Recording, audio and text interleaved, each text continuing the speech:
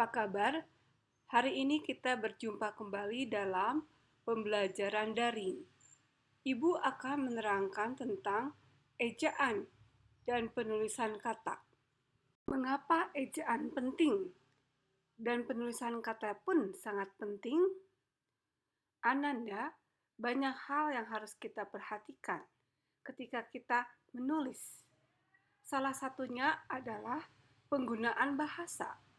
Penggunaan bahasa itu meliputi penggunaan ejaan, pemilihan kata, penyusunan kalimat, dan pembuatan teks atau pembuatan paragraf. Semua unsur-unsur tersebut memiliki kedudukan yang sama. Kita sebagai penulis harus menaruh perhatian yang saksama dan cermat ketika kita menulis. Dalam praktiknya, ternyata banyak orang-orang yang justru kurang memperhatikan kaidah ejaan menulis. Akibatnya, banyak sekali kesalahan penggunaan ejaan dan kesalahan penulisan kata. Berdasarkan definisi, yang disebut ejaan adalah cara atau ketentuan yang mengatur pelambangan bunyi bahasa, termasuk pemisahan ataupun penggabungannya, yang dilengkapi oleh penggunaan tanda baca. Jadi dapat disimpulkan bahwa secara teknis, ejaan adalah bagaimana menuliskan huruf, menuliskan kata, dan bagaimana menggabungkan kata. Berdasarkan fungsinya, ejaan merupakan tolok ukur atau landasan pembakuan tata bahasa. Fungsi yang kedua sebagai landasan pembakuan kosakata dan peristilahan yang benar. Dan yang ketiga, sebagai alat penyaring atau penapis masuknya unsur-unsur bahasa lain ke dalam bahasa Indonesia, dalam artian sebagai alat untuk mencegah terjadinya interferensi baik bahasa asing maupun bahasa daerah. Kategori kata dalam bahasa Indonesia beragam. Salah satunya preposisi atau kata depan. Secara sederhana, kata depan adalah kata yang terletak di depan kata lain, dan kata depan merupakan morfem terikat. Kata depan hanya bisa muncul dalam kalimat jika diikuti kata lain. Rumusnya, kata depan atau preposisi wajib diikuti oleh nomina atau kata benda. Kata depan menunjukkan fungsi yang beragam. Salah satunya menunjukkan fungsi lokatif atau tempat. Nah, untuk fungsi lokatif harus diperhatikan jika menunjukkan fungsi lokatif tempat benda mati, sedangkan pada menunjukkan fungsi lokatif makhluk, dan dalam menunjukkan fungsi lokatif berupa tulisan. Jadi kalau di rumah tepat, di Surabaya tepat, tetapi kalau gading ada di gajah salah, sebab gajah makhluk.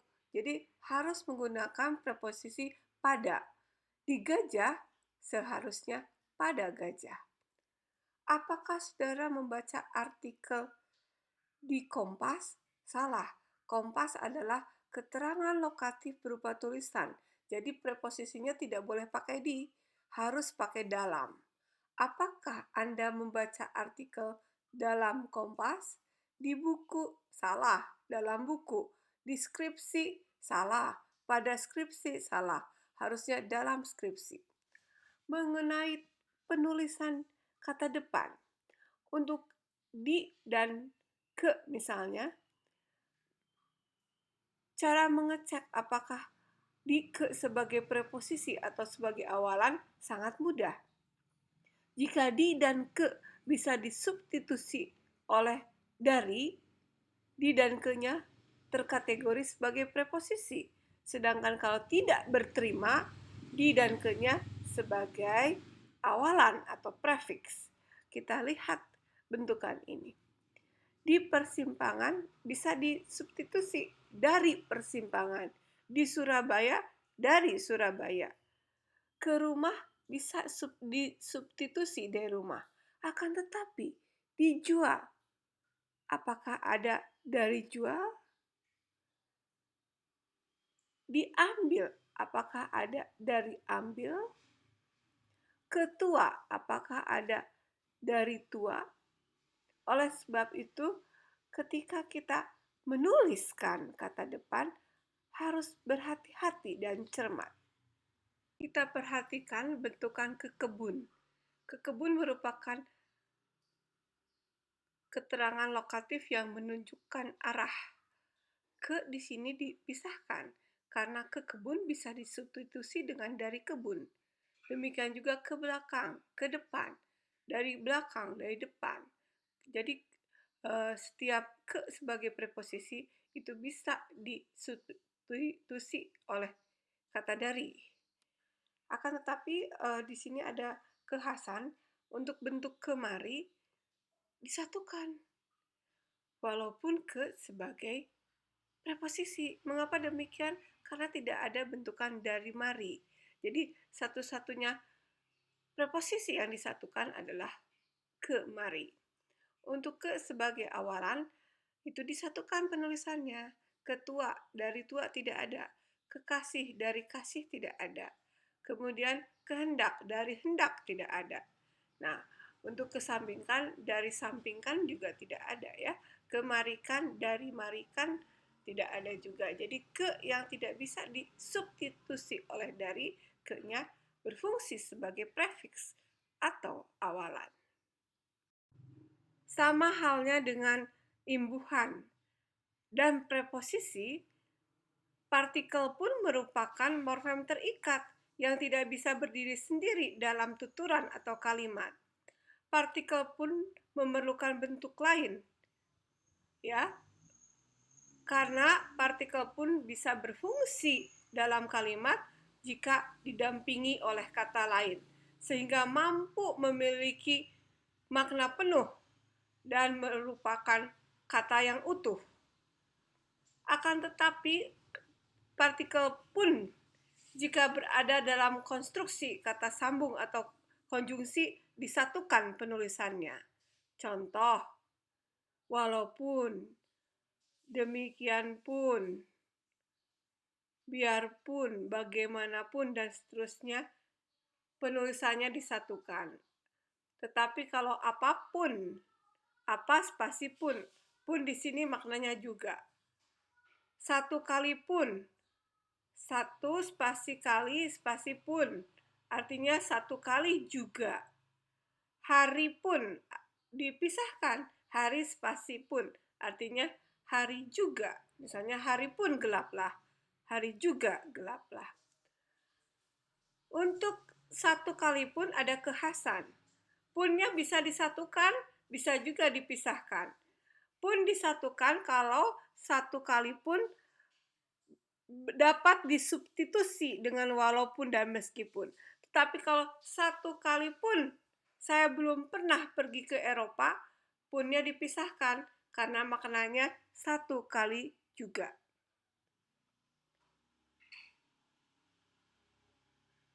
Demikian pula partikel per merupakan morfem terikat yang harus dituliskan terpisah dari unsur yang mengikutinya.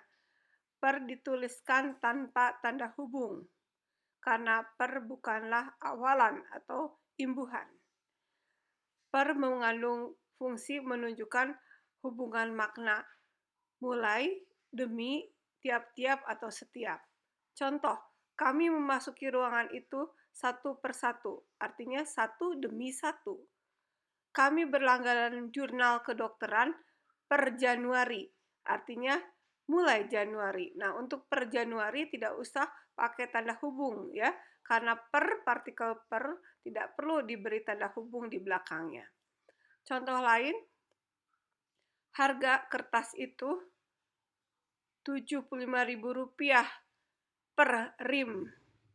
Nah, Per rim dipisahkan per spasi rim, artinya setiap rim. Seperti halnya imbuhan dan preposisi, terdapat juga klitika. Klitika adalah semacam partikel yang berfungsi menunjukkan orang. Jadi disebut juga sebagai kata ganti orang atau pronomina. Nah, untuk klitika ini harus disatukan dengan unsur yang mengikutinya. Jadi, kulihat satu kata. Kau selesaikan satu kata. Akan tetapi kalau aku lihat dua kata. Karena aku nomina, bukan klitika. Untuk penulisan bilangan, patut diingat bahwa jika di tengah kalimat terdapat bilangan, dan bilangan itu diikuti oleh satuan ukuran, massa, atau berat, wajib ditulis dengan angka. Contoh, rumahku berjarak 2 kilometer dari kampus. 2 kilometer, duanya wajib dengan angka karena ada satuan kilometer. Akan tetapi jika dalam skripsi ini terdapat 2 metode penelitian, untuk 2 metode penelitian wajib dengan huruf karena metode penelitian bukanlah satuan. Akan tetapi jika bilangan tersebut diucapkan 3 kata atau lebih, wajib dengan angka. Contoh, dalam skripsi ini terdapat 35 sampel.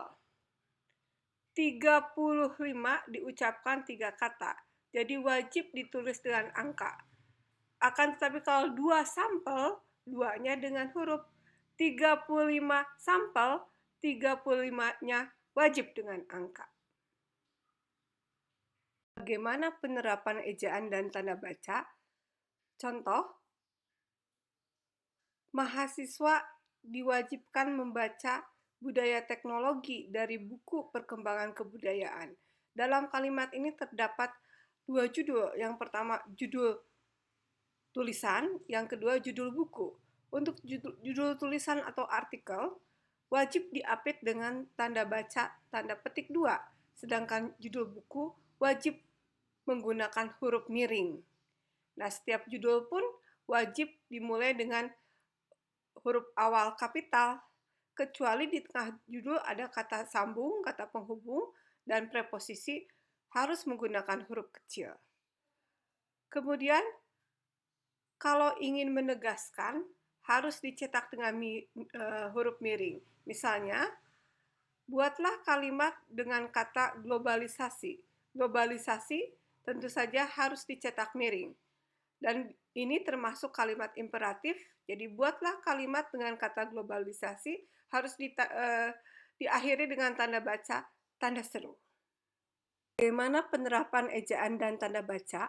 Tentu dalam kalimat ragam ilmu harus diterapkan secara konsisten atau secara bertaat asas. Contoh, mahasiswa diwajibkan membaca budaya teknologi dari buku perkembangan kebudayaan. Dalam kalimat tersebut terdapat 2 judul. Yang pertama judul tulisan, budaya teknologi, dan yang kedua judul buku, perkembangan kebudayaan. Untuk judul tulisan wajib diapit dengan tanda petik 2, sedangkan untuk judul buku wajib dicetak dengan huruf miring. Nah, untuk judul pun setiap katanya wajib dimulai dengan huruf kapital, kecuali di tengah judul terdapat konjungsi dan preposisi, kata sambung dan kata depan wajib dimulai dengan huruf kecil. Ketika kita ingin menegaskan sesuatu, wajib dicetak dengan huruf miring kata yang kita tegaskan. Contoh, atom-atom pada kristal telah terstruktur, sedangkan atom pada amorf belum. Di sini ada 2 unsur, 2 variabel yang dipertentangkan, kristal dan amorf. Nah, untuk kristal dan amorf wajib ditulis dengan huruf miring karena untuk menekankan, menegaskan. Sekian materi kita hari ini.